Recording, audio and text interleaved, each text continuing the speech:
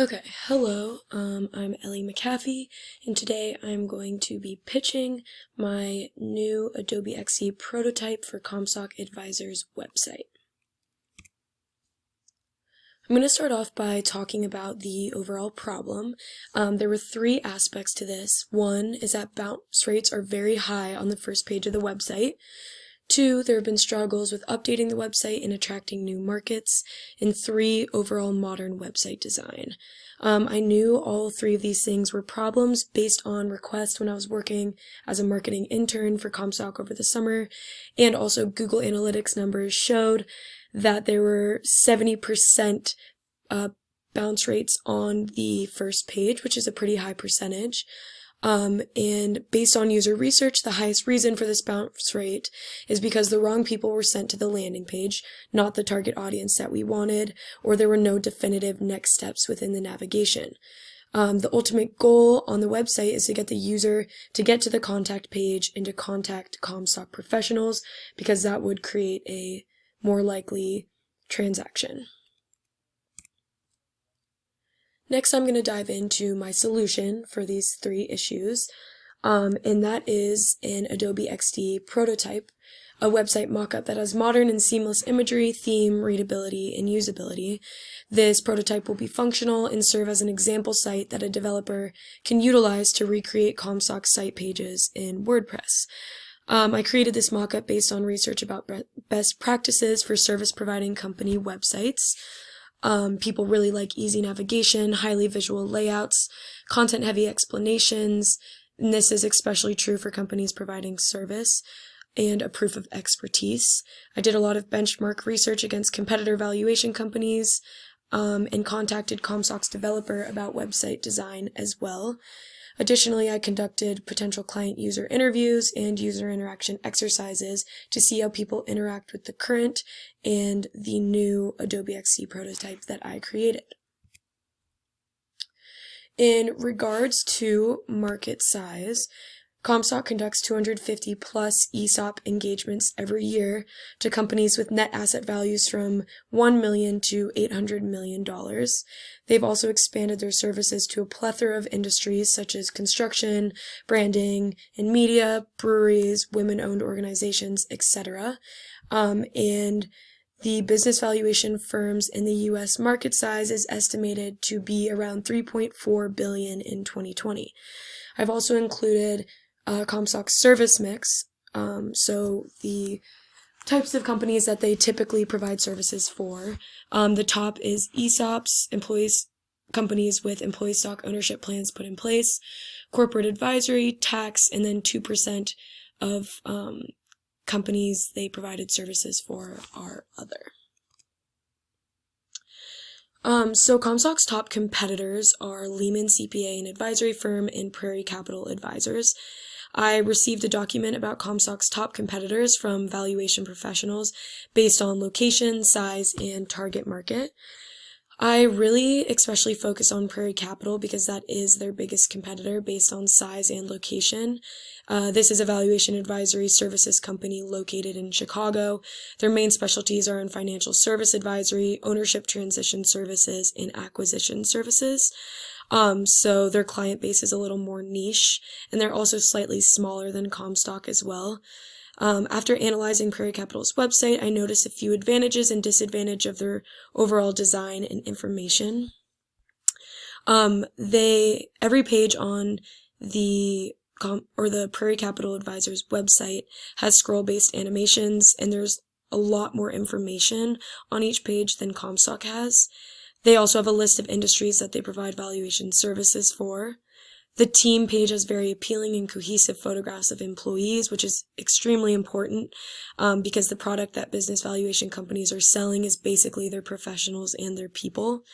Additionally, all of Prairie Capital's socials are linked above the navigation bar on each page.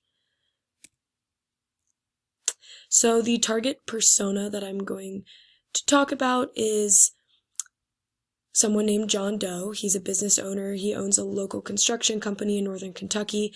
He cares deeply about his company and wants to expand his business to Ohio and Indiana. He needs to find a company that can value his business and help him expand across multiple states. Definitely a valuation company with great expertise and reputation. His frustrations is that he's not very tech savvy, so he needs to be able to navigate his site well. Connecting with local service providing companies is a challenge for him, and if he doesn't get his business valued, he'll not be able to expand his company. He's 58. His occupation is a business owner. He makes $90,000 a year. He's married, and his location is in northern Kentucky. So now I'm going to go into the site prototype, and I have a little video here. Here I have the final Adobe XD prototype that I created using the Adobe XD software. This prototype was created with the suggestions of users who have interacted with the old site, a general attitude survey I sent out about user interactions and user behavior, and research that I've done about user interface design best practices. I've outlined all the changes I've made and my recommendations in a web audit, which I will include a link at the end of this presentation. And this is just a formal written website design plan strategy written out for your reference. Now I'm going to walk through the pages and show you what it would really look like if you were interacting with it on a web browser. But first, I'm going to zoom in onto these two pages to show you an example of what the navigation subheadings would look like if you clicked on the Services panel or the Insights panel. Alright, so now I'm just going to walk you through interacting with this page.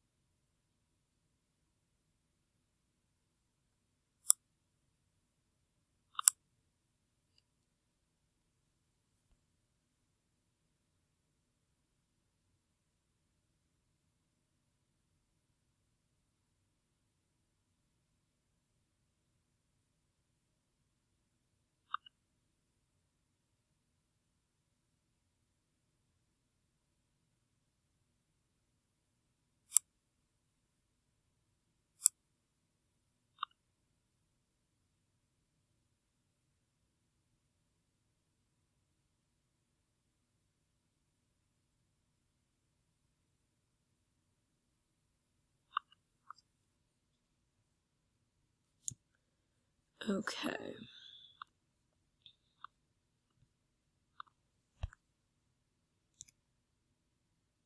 Finally, I'm going to get into the competitive advantage of using this prototype as a design that a developer could use to update Comstock's current website, and also why it is the best one that they can use.